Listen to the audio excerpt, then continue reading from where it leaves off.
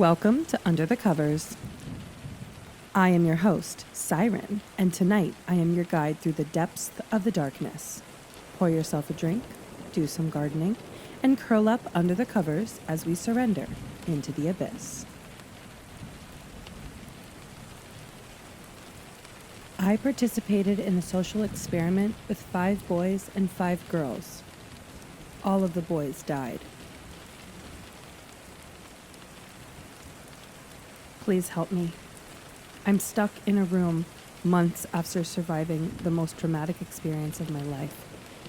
And according to my doctor, I'm developing agoraphobia. But I don't think he or my family understands that I'm in literal fucking danger. I haven't slept in, 3 days? I can't eat, and I've locked myself in here for my own safety, as well as my father's and my brother's. I have no clue what to tell them. I don't even know where to start. I try to explain, but the words get tangled in my throat like I'm choking on a tongue twister.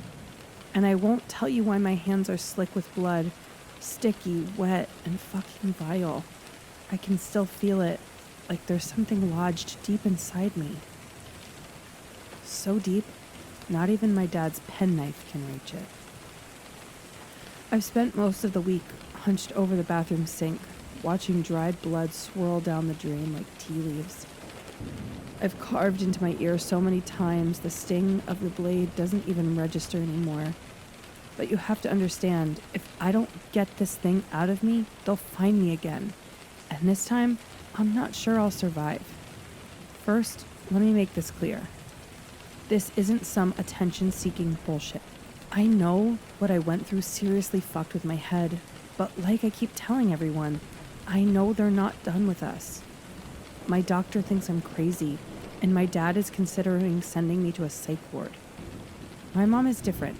She's been on the other side of my bedroom door all day, guarding me, protecting me from them. Dad says it's PTSD, and maybe that's part of it, but I'm also being hunted. Maybe a psych ward is what's best for me, but they'll find me, just like they've undoubtedly found the other 4.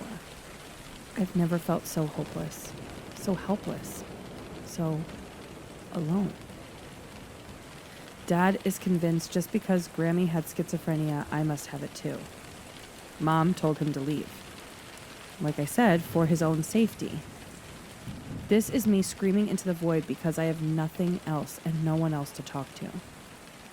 I'm 17 years old, and back in July, my mom forced me to join a social experiment, which basically, none televised, Big Brother but for Gen Z.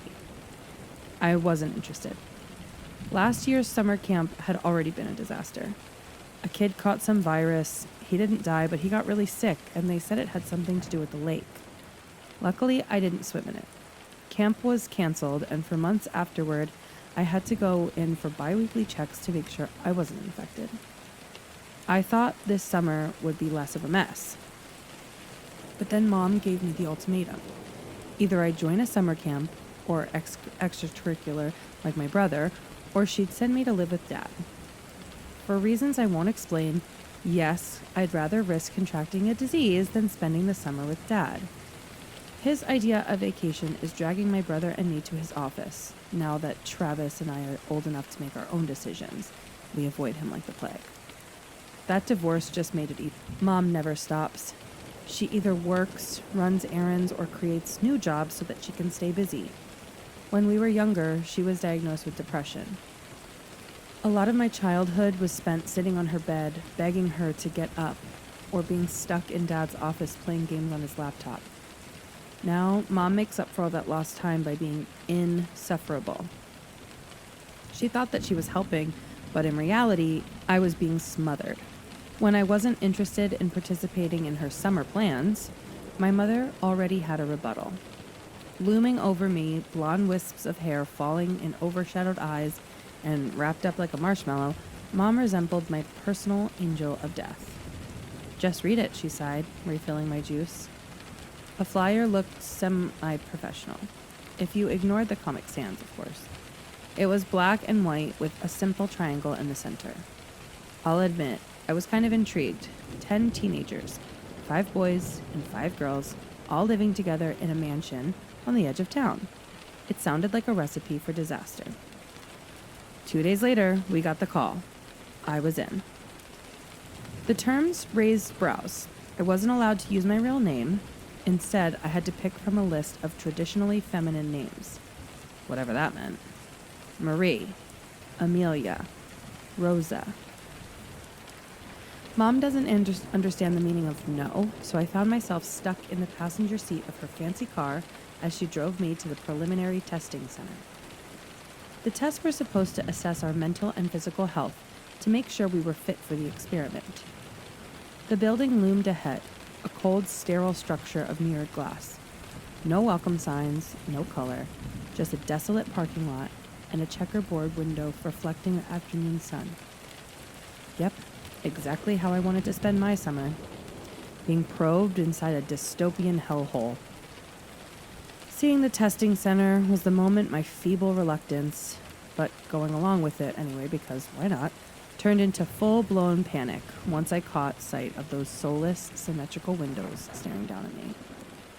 With my gut twisting and turning, I begged Mom to let me go to the disease-ridden summer camp instead. Or better yet, let me stay inside. There was nothing wrong with rotting in bed all day. I'm not going, I said, refusing to shift from my seat. Mom sighed impatiently, glancing at her phone. My consultation was at 1:30, and it was 1:29. Tessa, Mom said with a sigh, I am not supposed to tell you this. It's against the rules, but... She rolled her eyes. Call it a quid pro quo if you want. I knew it was coming, the same threat every summer. If you don't do what I say, you can live with your father. I avoided making eye contact with her. I'm not living with Dad. Mom cleared her throat. This isn't just a social experiment, Tessa. It's a test of endurance. The team that stays in the house the longest wins a prize. She paused, playing with her fingers in her lap. $1 million. I nearly fell out of my seat. $1 million? I choked out. Are you serious? Parents aren't supposed to tell the participants. Mom shushed me like they would hear us. It's to avoid coercion. The experiment is supposed to be a natural participation in a genuine intention to take part. Mom's lips twitched. But I know you wouldn't participate unless there was money involved. Mom sighed. Is this the wrong time to say you remind me of your father? She was sneaking panic looks at me, but I was already thinking about how $1 million could get me through college without a dime from Dad, who was using my college fund to drag me on vacations. I snapped out of it when Mom, not so gently, nudged me with a chuckle. Between the 5 of you, she reminded me, but still, it's a lot of money, Amelia. Amelia. So she was already calling me by my subject name. Totally normal. Before I knew it, I was sitting in a clinically white room with several other kids. No windows, just a single sliding glass door. There were 3 rows of plastic chairs with 4 occupied, 2 girls on my left, 2 boys on my right, all bathed in painfully bright lights. I could only see their torsos.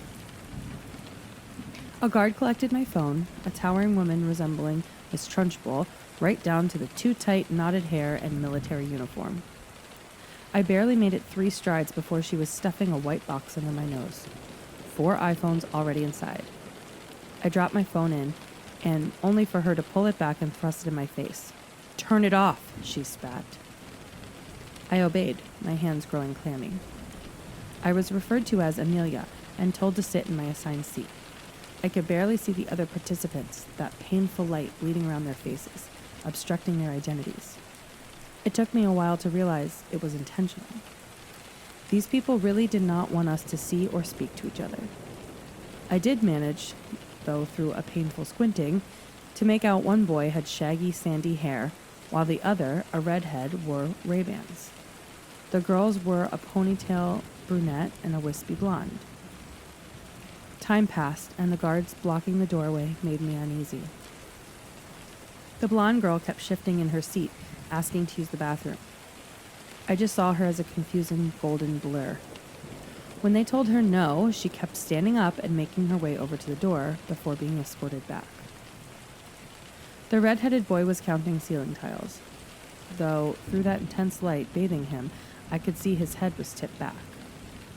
I could hear him muttering numbers to himself and immediately losing his place. When he reached 4,987, he groaned, slumping in his seat. When my gaze lingered on the blonde for too long, the guard snapped at me. "Amelia, that's your first warning." The kids around me chuckled, which pissed her off even more. "If you break the rules again, you'll be asked to leave." Her voice dropped into a growl when the boys chuckled, and then that turned into full-blown giggles. I tried to hold in my own laughter, but something about being trapped with no phones or parents and forced into a room with literally nothing to entertain us turned us all into kindergartners again, which was refreshing. I think at some point I turned to smile at the blonde, only to be fucking blinded by almost angelic light. I noticed the guard's knuckles whitened around her iPad. Her patience was thinning at every sputtered giggle, and honestly, that only made it harder not to laugh. "Heads down," she ordered. The spluttered laughing was starting to get to her. I don't know what it was about her authoritative tone, but we obeyed almost instantly, ducking our heads like falling dominoes. In 3 strides, she loomed over us, the stink of hair gel and shoe polish creeping into my nose and throat. I didn't dare look up, but when one of the boys coughed, I knew I wasn't the only one overwhelmed by the smell. The woman's simple, knotted ponytail was not worth that much hair gel. She paced up and down our little line, and I watched her boots thud, thud, thud across the floor. When she stopped in front of me, the smell grew toxic, my eyes starting to water. "If you make any more noise, you will be asked to leave." With $1 million hanging over my head, I didn't. Luckily, after hanging my head for what felt like 2 hours, my name was finally being called. The afternoon was a literal blur. I was welcomed into a small room and told to perch on a bed with a plastic coating, the kind they have in emergency rooms. I went through my usual checkup. They measured my height and weight, drew some blood. According to the man poking and prodding me, my physical health was just perfect. During the mental health tests, I answered a series of questions about my well-being, my confidence, social life, relationships, and overall attitude towards life. I studied the guy's expression as he ran through the questions, and I swear he didn't even blink. He looked about my dad's age, maybe a little younger, with a receding hairline. He wore casual jeans and a shirt under a white coat. "All right, Amelia, your preliminary tests are looking promising so far," she said, standing and offering me a kind, if slightly suspicious smile. It looked almost mocking. "You're probably not going to like this part, but I can assure you this is simply to protect subject confidentiality." He nodded reassuringly. I tried to smile back, but I was definitely grimacing. He turned his back and rummaged through the drawer, pulling out a scary-looking shot. I hated needles. My gaze was already glued to the door, calculating how to dive off the bed without looking childish. I jumped when a screech echoed from outside, reverberating down the hallway. It was one of the guys. Before I could move, the doctor was in front of me, his warm breath in my face. "Open wide, Amelia." I did, opening my mouth as wide as I could. He chuckled. "Your eyes, Amelia. Open your eyes as wide as you can, and try not to blink at all. All right?" Another cry echoed, louder this time. The same boy. Thundering footsteps pounded down the hallway. "No, let me go. Get the fuck off me. I don't want to.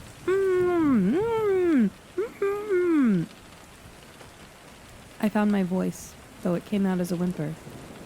"Is he?" "We're having slight trouble with one particular subject," the doctor murmured, his gloved fingers forcing my left eye open. "He is afraid of needles." His tone was gentle, and the knot in my stomach loosened.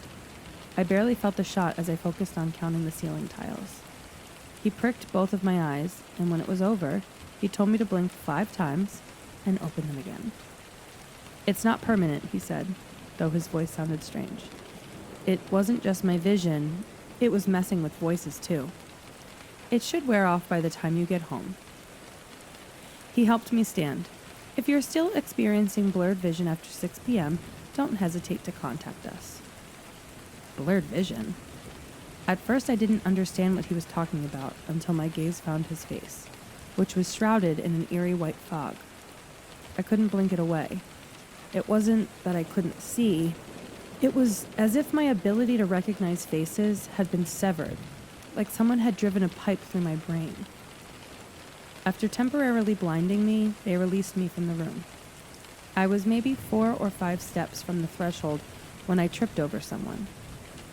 No, it was more like I almost fell over them. I couldn't see faces, but I saw what looked like a shadow of a guy sitting on the floor, arms wrapped around his knees. He was wearing a hospital gown that hung off of his thin frame, and his bare legs were bruised, as if he'd had too many shots. Strange, I hadn't been asked to change clothes. The kid was trembling, rocking back and forth, heavy breaths rattling his chest. I guess the tests were for different guys, but probably more intense than just some mental health questions and shots in both eyes.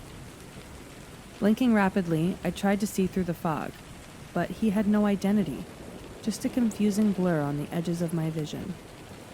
He looked human, but the harder I tried to focus, the more uncanny he seemed, like a silhouette bleeding in the shadow, like it was almost human.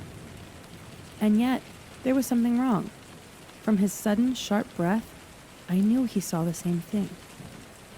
I was the ghost hovering in front of him. Not wanting to break the rules, I sidestepped him, nearly tripping over my own feet. The drugs in my eyes, or whatever the fuck they were fucking with me. Did they really have to blind us to prevent us from communicating? Surely that had to be illegal. Tessa? The voice was drowned of emotion, of humanity, masking any real emotion. But I could still hear his agony, his desperation, and his joy. When bony fingers wrapped around my arm, nails digging into my skin, I froze, not just from the touch, but from his agonizing wail that followed. He was crying. But it didn't sound human, like a robot was mimicking the tears of a human being. "It is you," he whispered, his voice splintering in my mind. How did this stranger know my real name? Something ice cold crept down my spine. Could he see me? I stepped back. His fingers slipped from my arm, one by one. He swayed, and so did his foggy, incoherent face. His torso was easier to make out. The boy was skinny, almost unhealthily so, his clothes hanging off of him. "Don't move," he whispered. "They're watching us." I was aware I was backing away before suddenly, in my face, his cold breath against my skin. Too cold. "You need to listen to me, because I'm only going to say this once." I noticed that what was sticking out of his wrist, a broken tube still stuck in his skin. He'd torn out his IV. What did this kid need an IV for? "Shh," he whispered. "I didn't say anything," I replied. He laughed, which was a strange choking sound through a robotic filter. "You sound like a Dalek," he giggled, barely holding himself together. Then, without warning, he grasped my arm tighter, drawing a small screech from my throat. "They keep calling me. What's the word again?" His laughter turned hysterical, nearly toppling him over. It was drowned out by more screeches, probably from the drugs masking his real laugh. He leaned closer, forcing me against my wall, breath hissing in quick bursts.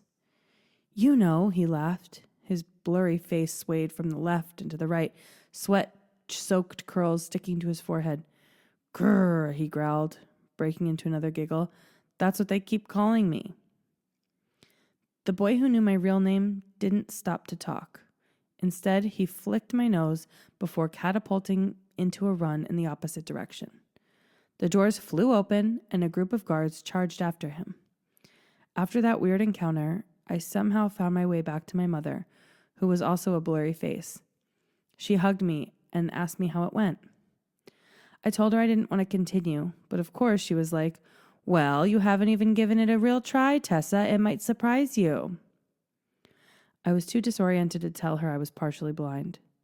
Thankfully, the blur wore off in an hour, as soon as we left the testing center.